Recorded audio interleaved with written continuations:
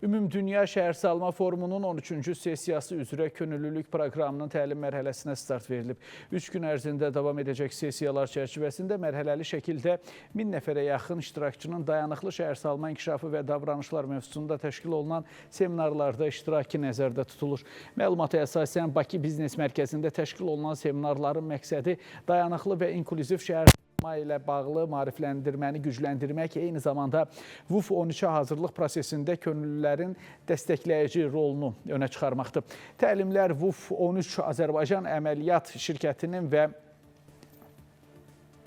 Azərbaycan şirkəti mütəxəssislərinin çıxışları ilə davam edib. Əhatə olunan mövzular arasında Azərbaycanın şəhərsalma yolu və aparıcı şəhərlərdən qabaqcıl nümunələri, iqlimə davamlı şəhər sistemləri və mənzil təminatı da var. Dayanıqlı şəhərsalma inkişafı və davranışlar təlimlərinin fevralın 6-sında yekunlaşması gözlənilir.